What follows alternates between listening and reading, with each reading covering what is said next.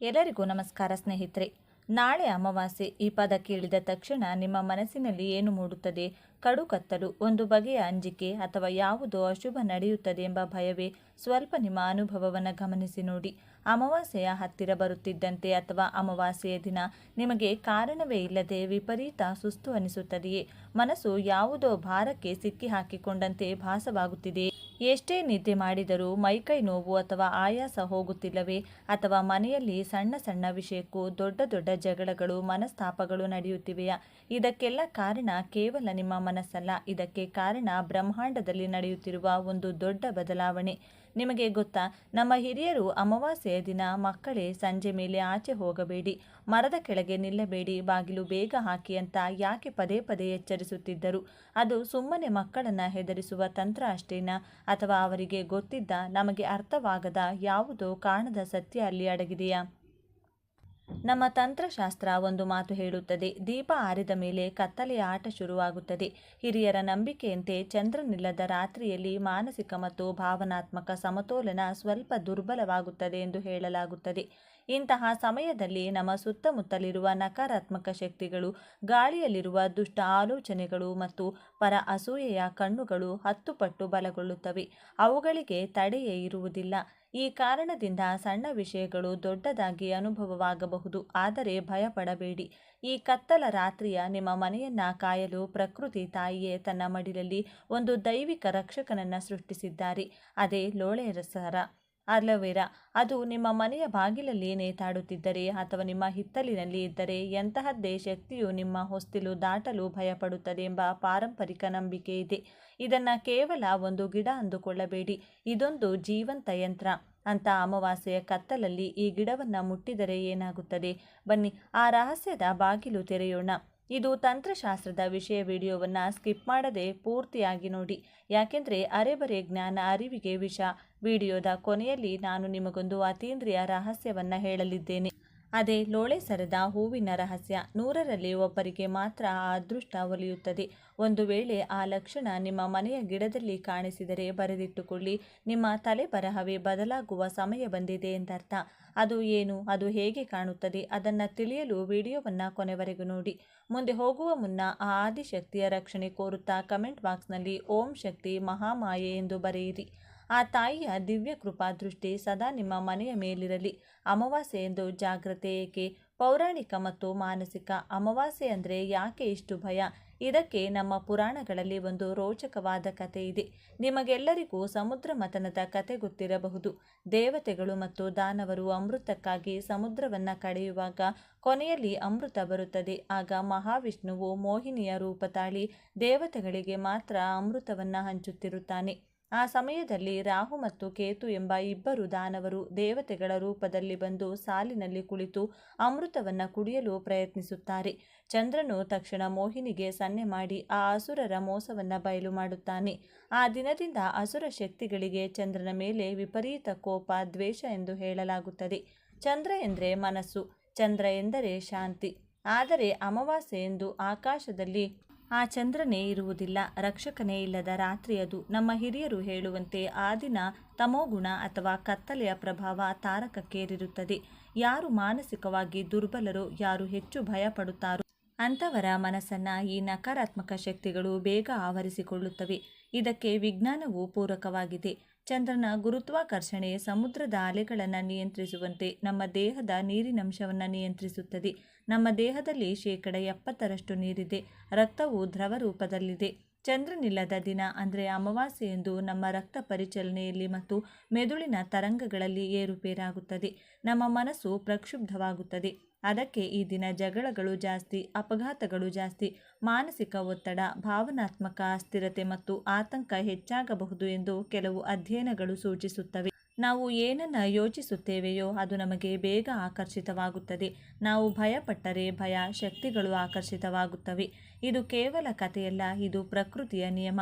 ಲೋಳೆ ಸರ ಮನೆಯೊಳಗಿನ ಮಾಂತ್ರಿಕ. ಹಾಗಾದರೆ ಈ ಕತ್ತಲೆಯಲ್ಲಿ ನಮ್ಮನ್ನ ಕಾಯುವವರು ಯಾರು?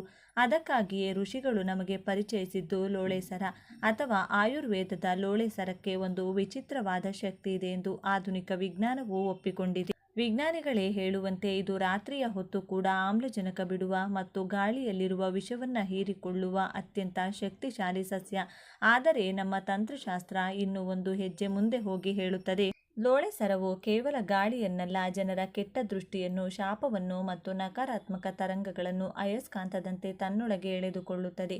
ನೀವು ಗಮನಿಸಿರಬಹುದು, ನಿಮ್ಮ ಮನೆಗೆ ಯಾರಾದರೂ ಅಸೂಯೆಯಿಂದ ಬಂದು ಹೋದ ಮೇಲೆ ಅಥವಾ ನಿಮಗೆ ಯಾರದ್ದೋ ಕೆಟ್ಟ ದೃಷ್ಟಿ ಬಿದ್ದ ಮೇಲೆ ಮನೆಯ ಮುಂದಿರುವ ಹಚ್ಚ ಹಸಿರಾದ ಲೋಳೆ ಸರ ಒಂದೇ ದಿನದಲ್ಲಿ ಇದ್ದಕ್ಕಿದ್ದಂತೆ ಕೊಳೆತು ಹೋಗುತ್ತದೆ ಅಥವಾ ಕೆಂಪು ಬಣ್ಣಕ್ಕೆ ತಿರುಗುತ್ತದೆ. ನೀರು ಹಾಕಿದರೂ ಬದುಕುವುದಿಲ್ಲ. ಅದರ ಅರ್ಥ ಏನು ಗೊತ್ತೇ? ನಿಮ್ಮ ಮನೆಗೆ ಬರಬೇಕಿದ್ದ ಅಥವಾ ನಿಮ್ಮ ಮಕ್ಕಳಿಗೆ ತಾಗಬೇಕಿದ್ದ ಮನೆಯಲ್ಲಿದ್ದ ಒತ್ತಡ ಅಥವಾ ಅಸಮತೋಲನ ಗಿಡದ ಸ್ಥಿತಿಯಲ್ಲಿ ವ್ಯಾಪಕವಾಗಿದೆ ಎಂದು. ಅದು ಸಸ್ಯ ರೂಪದಲ್ಲಿರುವ ರಕ್ಷಕ. ಇನ್ನೊಂದು ರಹಸ್ಯವಿದೆ. ಲೋಳೆ ಸರಕ್ಕೆ ಕುಮಾರಿ ಎನ್ನುವ ಹೆಸರಿದೆ. ಅಂದರೆ ಇನ್ನು ಋತುಮತಿಯಾಗದ ಅತ್ಯಂತ ಪವಿತ್ರವಾದ ಕನ್ಯೆ. ಅಮಾವಾಸ್ಯೆ ಎಂದು ನಕಾರಾತ್ಮಕ ಶಕ್ತಿಗಳು ಕನ್ಯಾ ಸ್ವರೂಪಕ್ಕೆ ಹೆದರುತ್ತವೆ ಎಂದು ಹೇಳಲಾಗುತ್ತದೆ. ಅದಕ್ಕೆ ಲೋಳೆ ಸರ ಇರುವ ಕಡೆ ನಕಾರಾತ್ಮಕ ಶಕ್ತಿಗಳು ಸುಳಿಯುವುದಿಲ್ಲ. ವಾಸ್ತು ರಹಸ್ಯ, ಬಣ್ಣ ಬದಲಾವಣೆ ಮತ್ತು ದಿಕ್ಕುಗಳು. ಈಗ ಒಂದು ಬಹಳ ಮುಖ್ಯವಾದ ವಿಷಯ. ಬಹಳಷ್ಟು ಜನ ಕೇಳ್ತಾರೆ, ನಮ್ಮ ಲೋಳೆ ಸರ ಗಿಡ ಇದ್ದಕ್ಕಿದ್ದಂತೆ ಕಂದು ಬಣ್ಣಕ್ಕೆ ತಿರುಗಿದೆ, ಏನಾದರೂ ದೋಷವೇ ಎಂದು. ಲೋಳೆ ಸರ ಬಣ್ಣ ಬದಲಾಯಿಸಿದರೆ ಎಚ್ಚರಗೊಳ್ಳಿ, ಅದು ಬಿಸಿಲಿಗೆ ಒಣಗಿರಬಹುದು, ಅದು ಸಹಜ. ಆದರೆ ನೆರಳಲ್ಲಿದ್ದರೂ ನೀರು ಹಾಕುತ್ತಿದ್ದರೂ ಅದು ಕಂದು ಬಣ್ಣಕ್ಕೆ ತಿರುಗುತ್ತಿದೆ ಅಂದರೆ ನಿಮ್ಮ ಮನೆಯಲ್ಲಿ ಅಥವಾ ನಿಮ್ಮ ಸುತ್ತಮುತ್ತ ಯಾರು ನಿಮ್ಮ ಬಗ್ಗೆ ಅತಿಯಾದ ಅಸೂಯೆ ಪಡುತ್ತಿರಬಹುದು ಅಥವಾ ನಿಮ್ಮ ಪಾರಂಪರಿಕವಾಗಿ ಒಂದು ಎಚ್ಚರಿಕೆ ಸಂಕೇತ ಎಂದು ಹೇಳಲಾಗುತ್ತದೆ. ಅಂದರೆ ಮನೆಯಲ್ಲಿ ಒತ್ತಡ ಅಥವಾ ಅಸಮತೋಲನ ಹೆಚ್ಚಾಗಿದೆ ಎಂದು. ಆ ಗಿಡ ಆ ಶಕ್ತಿಯ ಜೊತೆ ಹೋರಾಡುತ್ತಿದೆ ಎಂದರ್ಥ. ಆಗ ನೀವು ತಕ್ಷಣ ಆ ಗಿಡಕ್ಕೆ ನೀರು ಮತ್ತು ಸ್ವಲ್ಪ ಅರಿಶಿನ ನೀರನ್ನು ಹಾಕಿ. ಅದು ಮತ್ತೆ ಹಸಿರಾದರೆ ಅದು ಮಾನಸಿಕವಾಗಿ ಸಮತೋಲನ ಮರಳುತ್ತಿದೆ ಎಂಬ ಸೂಚನೆ. ಇನ್ನು ದಿಕ್ಕುಗಳ ರಹಸ್ಯ. ಈ ಗಿಡವನ್ನು ಎಲ್ಲಿ ಇಡಬೇಕು? ಮೊದಲನೆಯದಾಗಿ ಮುಖ್ಯ ದ್ವಾರ ರಕ್ಷಣೆಗಾಗಿ ಮತ್ತು ದೃಷ್ಟಿದೋಷ ತಡೆಯಲು ಬಾಗಿಲಿಗೆ ನೇತು ಹಾಕಿ ಅಥವಾ ಬಾಗಿಲ ಪಕ್ಕ ಇಡಿ. ಎರಡನೆಯದಾಗಿ ಪಶ್ಚಿಮ ದಿಕ್ಕು. ವಾಸ್ತು ಪ್ರಕಾರ ಲೋಳೆ ಸರವನ್ನು ಮನೆಯ ಪಶ್ಚಿಮ ದಿಕ್ಕಿನಲ್ಲಿಟ್ಟರೆ ಅದು ನಿಮಗೆ ಆರ್ಥಿಕ ಲಾಭವನ್ನು ತರುತ್ತದೆ. ಮೂರನೆಯದಾಗಿ ಪೂರ್ವ ದಿಕ್ಕು. ಮನೆಯ ಪೂರ್ವದಲ್ಲಿಟ್ಟರೆ ಅದು ಸಮಾಜದಲ್ಲಿ ನಿಮಗೆ ಗೌರವ ಮತ್ತು ಕೀರ್ತಿಯನ್ನು ತರುತ್ತದೆ. ಆದರೆ ಎಚ್ಚರ, ಈಶಾನ್ಯ ಮೂಲೆಯಲ್ಲಿ ಹೆಚ್ಚು ಮುಳ್ಳು ಇರುವ ಗಿಡಗಳನ್ನು ಇಡಬೇಡಿ. ಲೋಳೆ ಸರ ಮೃದುವಾಗಿದ್ದರೂ ಇದನ್ನು ದ್ವಾರ ಅಥವಾ ಪಶ್ಚಿಮದಲ್ಲಿಡುವುದೇ ಶ್ರೇಷ್ಠ. ಅಮಾವಾಸ್ಯೆಯ ರಹಸ್ಯ, ವಿಧಿ. ಈ ಅಮಾವಾಸ್ಯೆಯ ಕತ್ತಲಲ್ಲಿ ನಿಮ್ಮ ಮನೆಯ ದೋಷ ಕಳೆಯಲು ಇಲ್ಲಿದೆ ಸಿದ್ಧ ಪರಿಹಾರ. ಮೊದಲನೇ ಹಂತವಾಗಿ ಕುಮಾರಿಯ ಆಹ್ವಾನವನ್ನು ಮಾಡಬೇಕಾಗುತ್ತದೆ. ಅಮಾವಾಸ್ಯೆ ದಿನ ಸಂಜೆ 6 ಗಂಟೆಯ ಒಳಗೆ ಒಂದು ಬಲಿತ ಲೋಳೆ ಸರದ ಎಲೆಯನ್ನು ತನ್ನಿ. ಅದನ್ನು ತರುವಾಗ ಮನಸ್ಸಿನಲ್ಲಿ ಪ್ರಾರ್ಥಿಸಿ, ತಾಯೇ, ನಿನ್ನ ಮನೆಗೆ ದೋಷ ಕಳೆಯಲು ಬಾ ಎಂದು ಅದನ್ನು ತೊಳೆದು ಶುದ್ಧ ಮಾಡಿ. ಎರಡನೇ ಹಂತ, ದೃಷ್ಟಿಯ ನಿವಾರಣೆ ಮಾಡುವುದು. ರಾತ್ರಿ ಎಲ್ಲರೂ ಮನೆಗೆ ಬಂದ ಮೇಲೆ ಆ ಎಲೆಗೆ ಸ್ವಲ್ಪ ಕಲ್ಲುಪ್ಪು ಮತ್ತು ಸಾಸಿವೆ ಸೇರಿಸಿ ಒಂದು ಕೆಂಪು ಮೆಣಸಿನಕಾಯಿ ಬೇಕಿದ್ರೆ ಸೇರಿಸಬಹುದು. ಮನೆಯ ಯಜಮಾನರು ಅದನ್ನು ಹಿಡಿದು ಮನೆಯ ಮೂಲೆ ಮೂಲೆಗೂ ತೋರಿಸಿ ನಂತರ ಮನೆಯವರ ತಲೆಯ ಮೇಲೆ 3 ಬಾರಿ ನಿವಾಳಿಸಿ ಮನಸ್ಸಿನಲ್ಲಿ ಹೀಗೆ ಸಂಕಲ್ಪ ಮಾಡಿ, ನನ್ನ ಕುಟುಂಬದ ನೆಮ್ಮದಿ ಕೆಡಿಸುವ ಎಂತಹದ್ದೇ ಕಣ್ಣುಗಳು, ಎಂತಹದ್ದೇ ಶಕ್ತಿಗಳಿದ್ದರೂ ಈ ಕ್ಷಣವೇ ಆ ಉಪ್ಪು ಮತ್ತು ಲೋಳೆ ಸರದ ಜೊತೆಗೆ ಕರಗಿ ಮಾನಸಿಕ ಶಾಂತಿ, ಆತ್ಮವಿಶ್ವಾಸ ಮತ್ತು ಧನಾತ್ಮಕ ಚಿಂತನೆ ಬಲಗೊಳ್ಳಲಿ. ನನ್ನ ಮನೆ ವಜ್ರದ ಕವಚದಂತೆ ಸುರಕ್ಷಿತವಾಗಲಿ. ಇದಾದ ಮೇಲೆ ಅದನ್ನು ತೆಗೆದುಕೊಂಡು ಹೋಗಿ ಮನೆಯಿಂದ ದೂರ ಹಾಕಿ. ಯಾರಿಗೂ ತೊಂದರೆಯಾಗದಂತೆ ನಿರ್ಜನ ಪ್ರದೇಶದಲ್ಲಿ ಹಾಕಿ. ದಯವಿಟ್ಟು ರಸ್ತೆಗೆ ಅಥವಾ ಬೇರೆಯವರು ತುಳಿಯುವ ಜಾಗದಲ್ಲಿ ಹಾಕಬೇಡಿ. ಪರಿಸರಕ್ಕೂ ಹಾನಿ ಮಾಡಬೇಡಿ. ಹಿಂತಿರುಗಿ ನೋಡದೆ ಬಂದು ಕಾಲು ತೊಳೆದುಕೊಳ್ಳಿ. ಮೂರನೇ ಹಂತ, ರಕ್ಷಣಾ ಕವಚ, ದ್ವಾರಬಂಧನ. ಮರುದಿನ ಬೆಳಿಗ್ಗೆ ಒಂದು ಸಣ್ಣ ಲೋಳೆ ಸರದ ತುಂಡಿಗೆ ಪೂರ್ತಿಯಾಗಿ ಅರಿಶಿನ ಕುಂಕುಮ ಹಚ್ಚಿ ಅದನ್ನು ಒಂದು ಹಳದಿ ದಾರದಲ್ಲಿ ಕಟ್ಟಿ ಅದನ್ನು ನಿಮ್ಮ ಮನೆಯ ಮುಖ್ಯ ದ್ವಾರದ ಮೇಲೆ ಅಥವಾ ಬಾಗಿಲ ಹಿಂದೆ ನೇತು ಹಾಕಿ. ಅದು ಅಲ್ಲಿ ಇರುವವರೆಗೂ, ಅದು ಒಣಗುವವರೆಗೂ ನಿಮ್ಮ ಮನೆಗೆ ಯಾವ ಕೆಟ್ಟ ಶಕ್ತಿಯೂ ಪ್ರವೇಶಿಸುವುದಿಲ್ಲ ಎಂದು ತಂತ್ರಶಾಸ್ತ್ರವು ಹೇಳುತ್ತದೆ. ಅದು ಲಕ್ಷ್ಮಿಯ ಆಕರ್ಷಣಾ ಕಾಂತವಿದ್ದಂತೆ. ಅದು ಧನಾತ್ಮಕ ಶಕ್ತಿಯನ್ನು ಮಾತ್ರ ಒಳಗೆ ಬಿಡುತ್ತದೆ. ಅತೀಂದ್ರಿಯ ರಹಸ್ಯ. ಲೋಳೆ ಸರದ ಹೂ ಮುಗಿಸುವ ಮುನ್ನ ಒಂದು ಅಪರೂಪದ ಸಂಗತಿಯನ್ನು ಹೇಳಲೇಬೇಕು. 100ರಲ್ಲಿ ಒಬ್ಬರಿಗೆ ಮಾತ್ರ ಈ ಅದೃಷ್ಟ ಒಲಿಯುತ್ತದೆ. ನಿಮ್ಮ ಮನೆಯಲ್ಲಿರುವ ಲೋಳೆ ಸರದ ಗಿಡ ವರ್ಷಗಟ್ಟಲೆ ಬರೀ ಎಲೆಗಳನ್ನೇ ಬಿಡುತ್ತಿದ್ದರೆ, ಆದರೆ ಎಂದಾದರೂ ಒಂದು ದಿನ ಇದ್ದಕ್ಕಿದ್ದಂತೆ ಆ ಗಿಡದ ಮಧ್ಯದಿಂದ ಒಂದು ಉದ್ದನೆಯ ದಂಟು ಬಂದು ಅದರಲ್ಲಿ ಕಿತ್ತಲೆ ಅಥವಾ ಹಳದಿ ಬಣ್ಣದ ಹೂ ಬಿಟ್ಟರೆ ಅದನ್ನು ಸಾಮಾನ್ಯವೆಂದು ಭಾವಿಸಬೇಡಿ. ಅದು ಸಾಕ್ಷಾತ್ ಲಕ್ಷ್ಮೀ ಕಟಾಕ್ಷದ ಸಂಕೇತ ಎಂದು ಪರಿಗಣಿಸಲಾಗುತ್ತದೆ. ಲೋಳೆ ಸರ ಹೂ ಬಿಡುವುದು ಬಹಳ ಅಪರೂಪ. ವಾಸ್ತುಶಾಸ್ತ್ರದ ಪ್ರಕಾರ ಯಾರ ಮನೆಯಲ್ಲಿ ಲೋಳೆ ಸರ ಹೂ ಬಿಡುತ್ತದೆಯೋ ಆ ಮನೆಯಲ್ಲಿ ಮುಂದಿನ ದಿನಗಳಲ್ಲಿ ದೊಡ್ಡ ಮಟ್ಟದ ಶುಭ ಘಟನೆಗಳ ಸಾಧ್ಯತೆ ಹೆಚ್ಚುತ್ತದೆ ಎಂದು ಹೇಳಲಾಗುತ್ತದೆ. ಅಂತಹ ಹೂ ಬಂದರೆ ಅದನ್ನು ಕತ್ತರಿಸಬೇಡಿ, ಅದು ಒಣಗುವವರೆಗೂ ಗಿಡದಲ್ಲೇ ಇರಲಿ. ಒಂದು ಸಣ್ಣ ಎಚ್ಚರಿಕೆ, ಕೆಲವರು ಇದನ್ನು ಸ್ನಾನ ಮಾಡಲು ಬಳಸುತ್ತಾರೆ. ದಯವಿಟ್ಟು ಲೋಳೆ ಸರವನ್ನು ಕತ್ತರಿಸಿದಾಗ ಬರುವ ಆ ಹಳದಿ ರಸ ಇದೆಯಲ್ಲ, ಯೆಲ್ಲೋ ಸ್ಕ್ಯಾಪ್, ಅದು ವಿಷಕಾರಿ. ಅದನ್ನು ಚೆನ್ನಾಗಿ ತೊಳೆದು ಒಳಗಿನ ಬಿಳಿ ಬಣ್ಣದ ತಿರುಳನ್ನು ಮಾತ್ರ ಬಳಸಿ, ಇಲ್ಲದಿದ್ದರೆ ಮೈ ತುರಿಕೆ ಬರಬಹುದು. ಅಂತಿಮವಾಗಿ ಒಂದು ಮಾತು, ಕತ್ತಲೆ ಎಷ್ಟೇ ದಟ್ಟವಾಗಿದ್ದರೂ ಅದರ ಅಂತ್ಯದಲ್ಲೆಲ್ಲಿ ಬೆಳಕು ಬಂದೇ ಬರುತ್ತದೆ. ನಿಮ್ಮ ಜೀವನದಲ್ಲಿರುವ ಕಷ್ಟಗಳು, ಬಾಧೆಗಳು ಮತ್ತು ಅನಾರೋಗ್ಯದ ಸಮಸ್ಯೆಗಳು ಈ ಅಮಾವಾಸ್ಯೆಯ ಕತ್ತಲಲ್ಲಿ ಕರಗಿ ಹೋಗಲಿ. ನಾಳೆಯಿಂದ ನಿಮ್ಮ ಬದುಕಿನಲ್ಲಿ ಹೊಸ ಭರವಸೆಯ ಸೂರ್ಯ ಉದಯಿಸಲಿ. ನಿಮ್ಮ ಮನೆ ನಂದಾದೀಪದಂತೆ ಬೆಳಗಲಿ. ನಿಮ್ಮ ಕುಟುಂಬದಲ್ಲಿ ಸದಾ ನಗು ಮತ್ತು ನೆಮ್ಮದಿ ತುಂಬಿರಲಿ. ಧೈರ್ಯವಾಗಿರಿ, ಒಳ್ಳೆಯ ದಿನಗಳು ಖಂಡಿತ ನಿಮ್ಮನ್ನು ಹುಡುಕಿಕೊಂಡು ಬರುತ್ತವೆ. ಈ ವಿಡಿಯೋ ನಿಮಗೆ ರೋಚಕ ಅನಿಸಿದರೆ ಲೈಕ್ ಮಾಡಿ. ಇದೇ ರೀತಿ ನಿಗೂಢ ರಹಸ್ಯಗಳಿಗಾಗಿ ನಮ್ಮ ಚಾನಲ್ಗೆ ಸಬ್ಸ್ಕ್ರೈಬ್ ಆಗಿ. ತುಂಬಾ ಶಕ್ತಿಯುತವಾದ ಈ ದಿನದಂದು ನೀವು ನಿಮ್ಮ ಮನೆಯಲ್ಲಿ ಈ ನೀರನ್ನು ಚೆಲ್ಲಿದ್ರೆ ಸಾಕು, ಕಡು ಬಡವರಾಗಿದ್ದರೂ ರಾಜ್ಯವನ್ನು ಆಳ್ತೀರಾ, ಅಂದರೆ ಅಷ್ಟೊಂದು ಶ್ರೀಮಂತರಾಗ್ತೀರಿ ಅಂತ ಅರ್ಥ. ನಿಮ್ಮ ಮನೆಯಲ್ಲಿ ಯಾವುದಾದರೂ ದುಷ್ಟಶಕ್ತಿಗಳು, ದರಿದ್ರ, ಕಷ್ಟ, ನಷ್ಟ, ಪೀಡೆ, ಪಿಶಾಚಿ, ದೃಷ್ಟಿದೋಷ ಮುಂತಾದವು ಇದ್ದರೆ ಅದೆಲ್ಲವೂ ಕೂಡ ಈ ನೀರು ಚೆಲ್ಲುವ ಮೂಲಕ ಮನೆಯಿಂದ ಓಡಿ ಹೋಗುತ್ತದೆ. ಇದರಿಂದ ನಿಮ್ಮ ಜೀವನವೇ ಬದಲಾಗುತ್ತದೆ. ನೀವು ಬೇಡ ಅಂದರೂ ನಿಮ್ಮ ಮನೆಗೆ ಹಣ ಬರುತ್ತಿರುತ್ತದೆ. ಮನೆಯಲ್ಲಿ ಯಾರಿಗಾದರೂ ದೃಷ್ಟಿಯಾಗಿದ್ದರೆ ಅದು ಕೂಡ ಹೊರಟು ಹೋಗುತ್ತದೆ. 100 ವರ್ಷಗಳ ಕಾಲ ಆರೋಗ್ಯವಾಗಿ ಬದುಕುತ್ತೀರಿ. ಹಾಗಾದರೆ ಆ ಶಕ್ತಿಯುತವಾದ ದಿವ್ಯ ನೀರು ಯಾವುದು ಎಂದು ಈಗ ನಾವು ನೋಡೋಣ. ಆದರೆ ಅದಕ್ಕೂ ಮುಂಚೆ ನೀವಿನ್ನೂ ನಮ್ಮ ಚಾನಲ್ನ ಸಬ್ಸ್ಕ್ರೈಬ್ ಮಾಡಿಕೊಂಡಿಲ್ಲ ಅಂದರೆ ಖಂಡಿತ ಈಗಲೇ ಸಬ್ಸ್ಕ್ರೈಬ್ ಮಾಡ್ಕೊಳ್ಳಿ. ಹಾಗೆ ಈ ವಿಡಿಯೋ ಇಷ್ಟ ಆದರೆ ಮರೆಯದೆ ಒಂದು ಲೈಕನ್ನು ಕೊಡಿ. ಎಲ್ಲರೂ ಭಕ್ತಿಯಿಂದ ಓಂ ಶ್ರೀ ಮಹಾಲಕ್ಷ್ಮಿ ನಮಃ ಅಂತ ಕಮೆಂಟ್ ಮಾಡಿ. ನಮ್ಮ ಸನಾತನ ಧರ್ಮದ ಪ್ರಕಾರ ಮನುಷ್ಯರು ಇಷ್ಟ ಬಂದಾಗ ಸಮುದ್ರ ಸ್ನಾನ ಮಾಡುವಂತಿಲ್ಲ.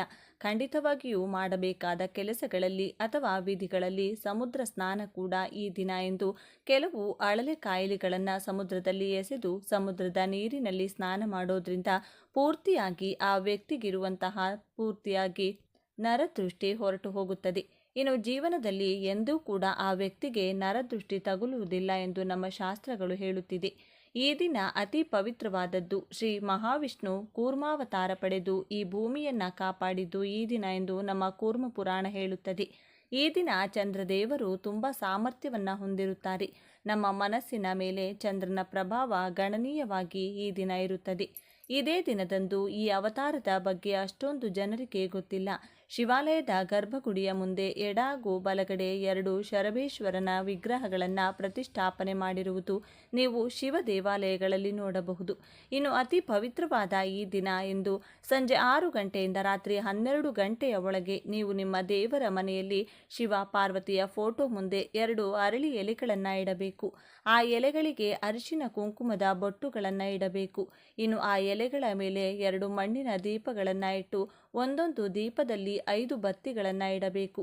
ದೀಪದಲ್ಲಿ ಎಳ್ಳೆಣ್ಣೆ ಹಾಕಬೇಕು. ದೀಪವನ್ನು ಆರತಿ ಅಥವಾ ಅಗರಬತ್ತಿಯಿಂದ ಹಚ್ಚಬೇಕು. ಈ ರೀತಿ ದೀಪ ಹಚ್ಚುವಾಗ ನೀವು ಮನಸ್ಸಿನಲ್ಲಿ ಓಂ ನಮಃ ಶಿವಾಯ ಅಥವಾ ಓಂ ನಮೋ ನಾರಾಯಣಾಯ ಎಂಬ ಮಂತ್ರವನ್ನು ಜಪ ಮಾಡಬೇಕು.